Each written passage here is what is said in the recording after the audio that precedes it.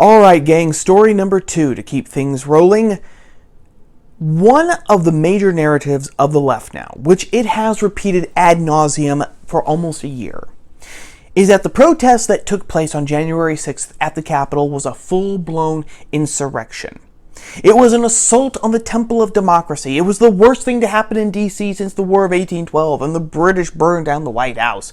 It's exactly the same as the Taliban now taking over Afghanistan. Not only are these comparisons insane, they are also reprehensible because, of course, there is absolutely no shred of truth in them. For example, you're really going to tell me that it was an insurrection where the quote-unquote mob assaulting the Capitol had no weapons whatsoever. As far as I am aware, gang, all of the people who have been arrested for participating in this insurrection have not been charged with the illegal possession of a firearm on federal property. So no one was armed. That's a pretty odd insurrection.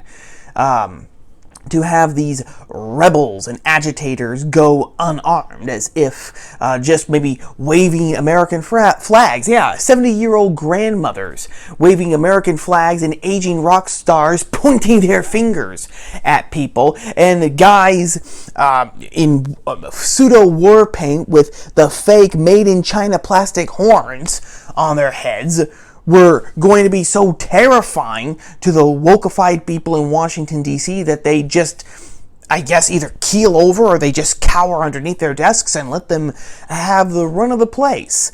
Okay? So that has always been a glitch in the narrative. Another glitch in the narrative has been, let us say that this was actually a full-blown insurrection, even when none of these people had guns. And let us say that the intention was actually to take over the government. What would you expect people to do? You would expect people to go after the scumbags, the thugs, the know-nothings, and the elitists who make Washington, particularly the Capitol building, their home. I'm talking about the 535 people there who supposedly represent us as our public servants, right? Well, failing that, what would you expect them to do? You would expect massive property damage. You would expect that crowd of people at the Capitol to act like Antifa and BLM had acted for for half a year in Minneapolis, in New York, in Chicago, in Portland, in Seattle, in San Francisco. And yet the worst thing to happen was a bunch of people came into the House chamber, took some selfies. One guy had the audacity to go into Nancy Pelosi's office, put his feet up on her desk, and take a selfie. And that was it. That was it. A few windows were smashed, a few things like that were happening, but no statues were toppled, no art was defaced, no graffiti was painted on the wall, no fires were set, no rounds of anything were shot into doors or windows or into desks or into the podium or really anything like that. Nothing like that happened. So this whole idea that it was an insurrection was bogus. Oh, and the cherry on top, as I know that you know, gang, was that the only person to actually die on January 6th was one of the protesters, Ashli Babbitt, a 35-year-old Air Force veteran. She was shot in the shoulder, and then she died later of her wounds. Now, the interesting thing is that the name of the officer who actually shot her, who mortally wounded her, has never been made known. The Capitol Police Force, which is actually a Praetorian Guard, because there really is no oversight, it is Congress's own personal SWAT team. As if governmental departments didn't have enough SWAT teams. I mean, did you know that the Agricultural Department has its own SWAT team? Did you know that the IRS has its own SWAT teams? That it actually buys military-grade equipment from the Army when the Army is going to rev up, when it's going to what do they call it in video games, when they're going to trade up, when the military is going to trade up, they have a fire sale of their old equipment. And it's government departments like the IRS, the Social Security Administration, and the Agricultural Department that actually buys that military equipment, those military weapons. So, the Capitol Police, it's Congress's SWAT team. That's what it is. From the very beginning, the Capitol Police said that they were not going to reveal the name of the officer who actually shot her, even though in any other circumstances, in a halfway normal world, of course, they would reveal that information. People have a right to know why an unarmed woman who was simply protesting and not doing a 20th of what mobs of Antifa and BLM had been doing for 6 months was shot to death for. Then the Capitol Police said that there were going to be no consequences for the officer. Ashli Babbitt's family tried to sue the Capitol Police, and the case was thrown out. Said the officer was well within his rights to actually shoot her. And then, just this past week, the Capitol Police said that its internal review had been concluded, and to the surprise of no one, I'm shocked, as my clip goes, the Capitol Police said that, nope, the officer was entirely exonerated of all wrongdoing. Not guilty was the verdict all the way down the line. And then something happened. Because I will admit, gang, I made an error. I was fully convinced that that was going to be the last that was ever heard about Ashli Babbitt and her killer within the Capitol Police. The wraps had been sewn up tight, and everything had been put away in the safe. The key had been thrown away. That was going to be it. It was going to be kind of like the Marilyn Monroe case. The FBI actually still has those files under wraps of her, of the investigation into her death, which is interesting, but another story entirely. And then the surprise came. Zeus throwing down his thunderbolt in the middle of a flock of sheep. Lieutenant Michael Byrd, Byrd, a 28-year-old veteran of the Capitol Police, actually came forward and did an interview with NBC, wherein he not only admitted to being the officer who shot Ashli Babbitt, but he also said that his actions, he completely defended himself. He had no remorse. He actually had no qualms about what he had done. He said, I absolutely believe that my actions had saved lives. His actions, his shooting an unarmed woman in the shoulder, which then led to her death, had saved lives. And then he didn't just stop there. He said, I believe I showed the utmost courage on January 6th.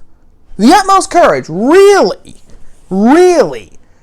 Shooting into a crowd of unarmed Americans protesting a wonky election. That is the utmost courage now that can be shown by an American today. The gall of Lieutenant Byrd is awe-inspiring. But gang, I'm not really here to talk about what a scumbag Byrd is or how justice needs to be done for Ashli Babbitt or anything. I am here to tell you what this video is.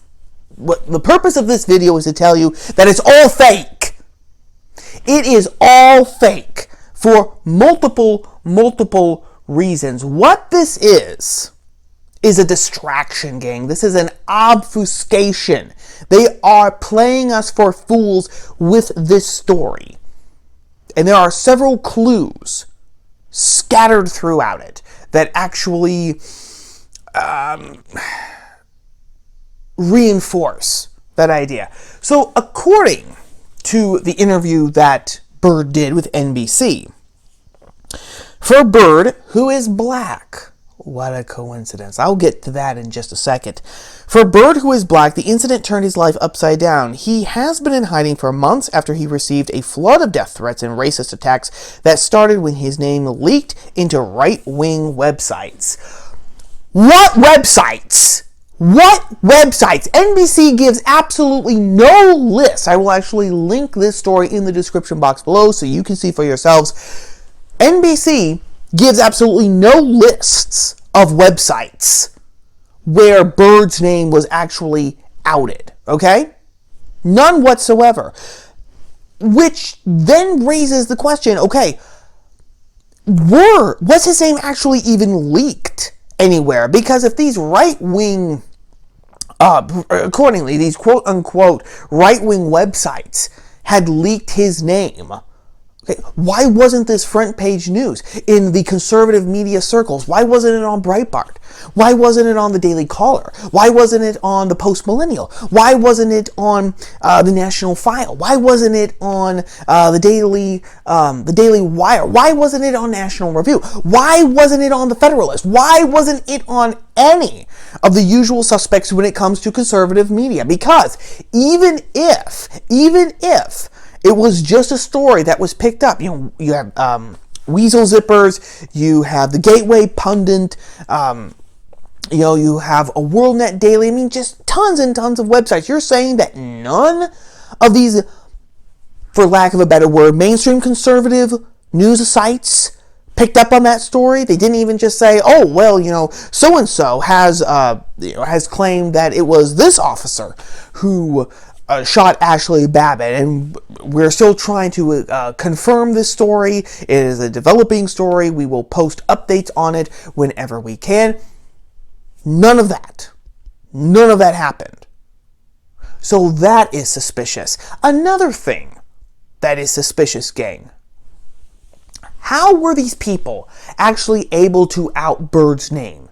Remember, there is 14,000 hours of recorded video footage from within the Capitol on January 6th, and none of it, not an hour of it, has been released. A few snippets here and there, I believe, have been released, but the uber majority, the bulk of it, has not been released, which is, again, curious. You would think that if this actually was the worst thing since 1812, the media would be shoving clips of the insurrection down our throats every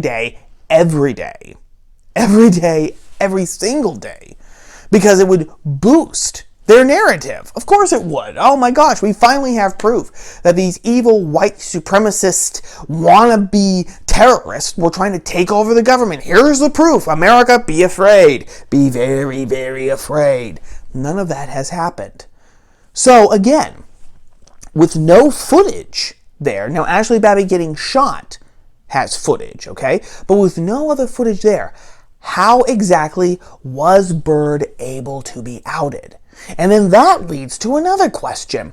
If his name actually was outed, if he was actually receiving death threats, racist attacks, etc., and he had to go into hiding, why would he now expose himself to the whole world and to the acrimony of the white, straight, cisgendered male patriarchy, the thing that is supposedly killing black Americans left and right, because they see killing them as akin to hunting deer?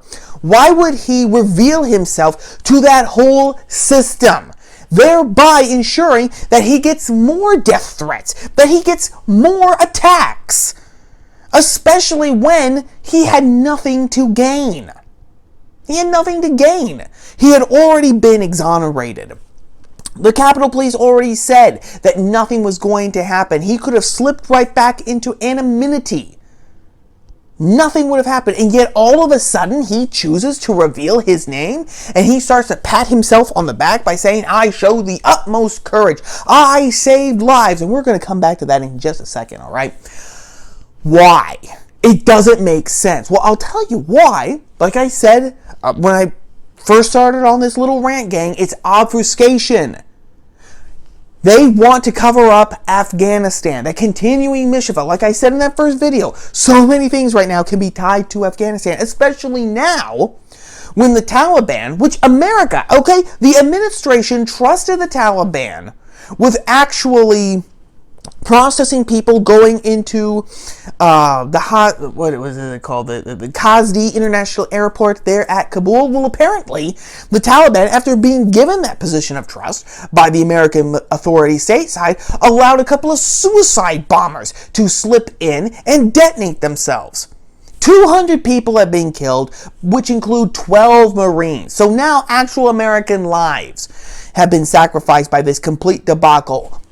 Worse than that, Joe Biden kind of sort of hinted in an interview that American authorities gave the Taliban a list of American personnel still in Afghanistan and a list of names of active Afghani allies and asked the Taliban, the terrorists, the conquering army, if they could actually get those people out and transport them safely to the Kazdi International Airport in Kabul, because, you know, the global superpower with the most lavishly funded military force in the history of the world can't do diddly squat against a couple of goat herders with AK-47s in an unarmored pickup truck. Could it possibly be that this story was very conveniently stitched together in a hurry to distract people from the continuing dissolution, not just of Afghanistan, but to cover up the fall of America itself, which is what the fall of Kabul and the fall of Afghanistan signifies to the rest of the world? To steal a line from the great Mark Steyn again, if you live in Afghanistan, the fall of Afghanistan is about Afghanistan. If you don't live in Afghanistan, the fall of Afghanistan is about the fall of America. I could just quote Mark Steyn all day, just to let you guys know.